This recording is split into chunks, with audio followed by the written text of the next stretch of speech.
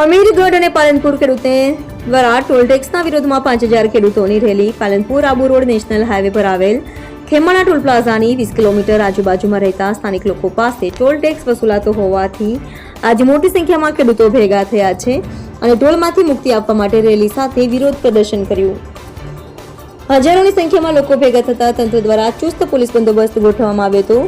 સ્થાનિક લોકોને ટોલમાંથી મુક્તિ આપવામાં આવે તેવી માંગ સાથે બોડી સંખ્યામાં આજુબાજુના ગામડાઓમાંથી લોકો હાબતપુર પાટિયા પાસે ભેગા થયા હતા અને ત્યારબાદ ત્યાંથી રેલી કાઢી ટોલનાકા સુધી પહોંચ્યા હતા અને હાઈવે પર બેસીને ખેડૂતોએ વિરોધ નોંધાવ્યો હતો. અહેવાલ મુરારસિંહ ચૌહાણ, અમીરગઢ.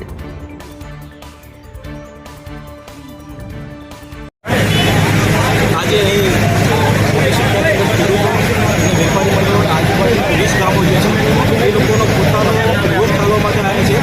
કારણ કે 1 કિલોમીટરમાંથી અગર અમે આનો રોડનો ઉપયોગ કરીએ 1 કિલોમીટરની આગળ જે બી વેપારીઓ છે ખેડૂતો છે એ લોકોની આગળ આવી ટોલ ભરવો પડે છે.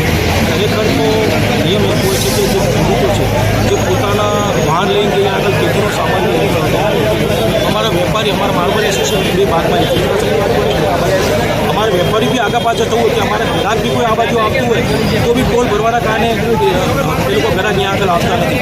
આ જે હેરાનગતિ આ જે તકલીફો એ બધી રજૂઆત કરવા માટે ખાસ બધા વેપારી ભાઈઓ જે પાલનપુરના અને ત્યાં ખાસ કરીને જે બાલારામ છે બાલારામ મહાદેવ ત્યાં આગળ સંખ્યા દિવસે દિવસે ઘટી એનું કારણ એ છે કે ટોલ નાકા ઉપર મનમાની એમ કે તમે ત્યાં આગળ જતા ચિત્રાસન કે તો બી ત્યાં આગળ જવા એટલે એના માટે અમે બધા શું માંગે અમારી માંગણી એ જ છે ખાસ મેઇન માંગણી કે 20 કિલોમીટરના જે ખેડૂતો છે એમને ટોલ નાકામાંથી માફી આપવામાં આવે. જો બની શકતું હોય તો ટોલ નાકા નથી જે આગળ વધે જોજે વિકાસ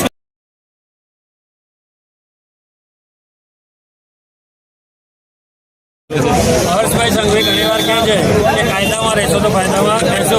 અમે આ ટોલ નાકાવાળાને એવું કહીએ છીએ કે તમે કાયદામાં રહો પછી અમે કાયદામાં રહીશું.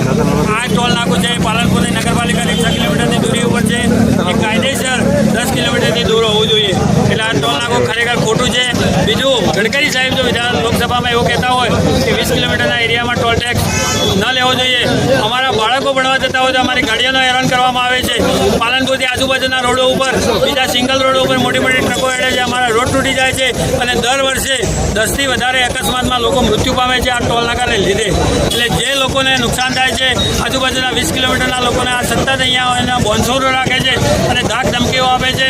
સતત અમારા પરિવાર સાથે અમે જતા હોઈએ તો પણ હેરાન કરવામાં આવે છે. આખરે કંટાળેલા 5000થી વધારે લોકોએ આજે આંદોલન કર્યું છે. આ જો અમને સફળતા નહીં આપે તો આવનાર સમયમાં અમે અમારા ટ્રેક્ટરો પશુઓ સાથે આ ટોલ નાકા ઉપર બેસી જવાના છીએ.